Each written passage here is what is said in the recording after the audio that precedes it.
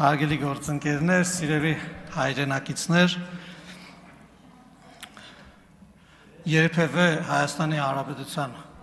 պատմության ընթացքում պետությունը այնքան մոտ չի եղել իր քաղաքացուն, իր ժողովրդին, իր տիրոջը ուղիղ իմաստով, քան այժմ։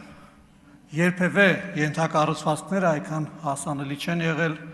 Հայաստանի ամենահեռավոր գյուղին, ամենահեռավոր համայնքին, երբևէ ավիացիան այնքան մատչելի չի եղել, այնքան մոտիկ չի եղել Հայաստանին, աշխարհը այնքան մոտիկ չի եղել յուրաքանչյուր ցանկացողին, ով ցանկանում է այցելել Եվրոպա, ցանկանում է այցելել Միջին Արևելք, ցանկանում է այցելել ԱՊՀ երկրներ, երբեք այդքան հասանելի չի եղել տրանսպորտային ենթակառուցվածքները։ Ենթակառուցվածքների տեսանկյունից նույնիսկ հեծը երբեք այնքան մատչելի չի եղել, այնքան մոտիկ չի եղել իր քաղաքացիներին, որքան հիմա է։ Երբ խոսում ենք պետության մասին, առաջին հերթին իհարկե նաև իրավական պետության նկատի ունենք եւ Պարեկների աշխատանքը այսօր եւ ոստիկանության աշխատանքը դժվար է գերագնահատել, որովհետեւ ես կարծում եմ մեր քաղաքացիները իրենց ամենօրյա շփումների ժամանակ փաստում են, որ երբեք պարեկները, ոստիկանները այդքան մոտիկ չեն եղել իրենց կարիքների բավարարմանը եւ այն ժամանակներում, երբ որ մարդիկ խուսափում էին փողոցում ոստիկաններ հանդիպելիս, ճանապարհներին խուսափում էին պետավտոտեսու չհանդիպելիս, այսօր արդեն կարելի է արձանագրել, որ նրանց միայն մոտենում են օգնելու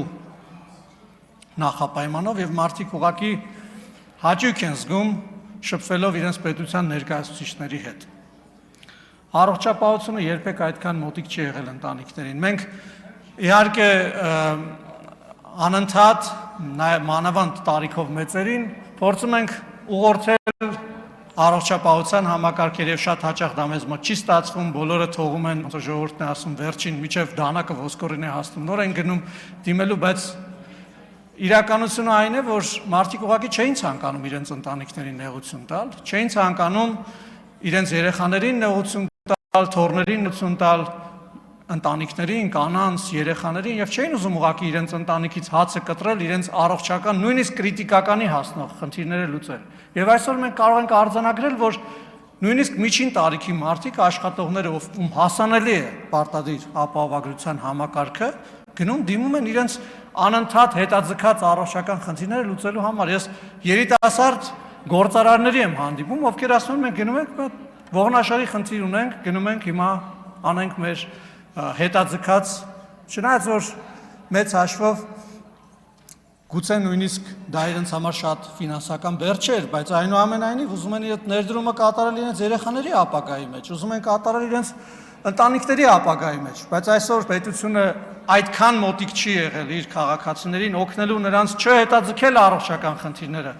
եւ այդ ներդրումները այնուամենայնիվ կատարել իրենց երեխաների ապագայի մեջ, կրթության մեջ, իրենց ընտանիքի բարեկեցության համար, բայց նաև օգտվել առողջապահական համակարգի ընձեռած այս հնարավորությունից։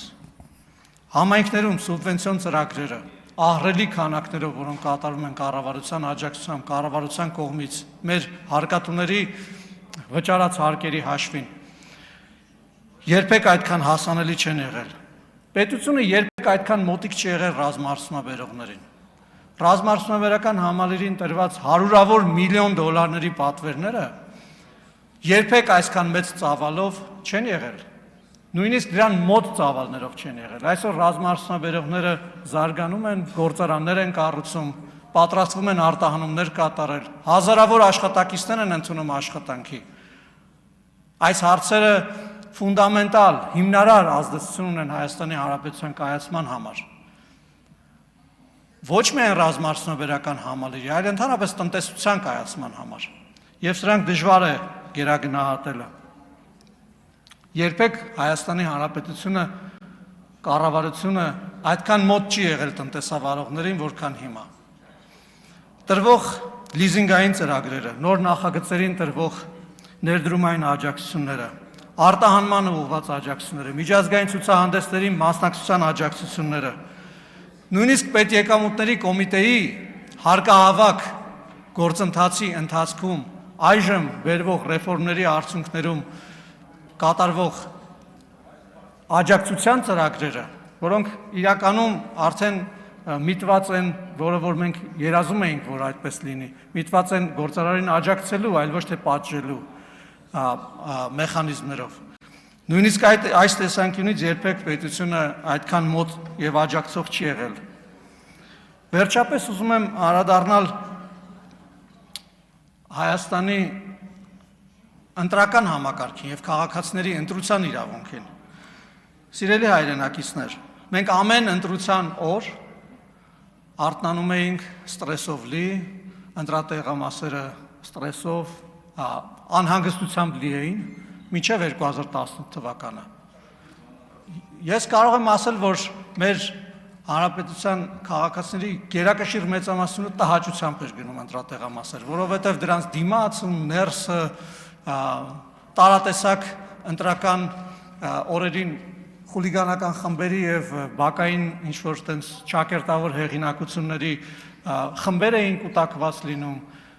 Քաղաքացին իր քվեն նետում էր քվեատուփը, առավոտյան արթնանում էր, տեսնում էր իր քվեն, որը նետել է քվեատուփը, այնպեսին չի, ինչպեսին ինքը նշել էր։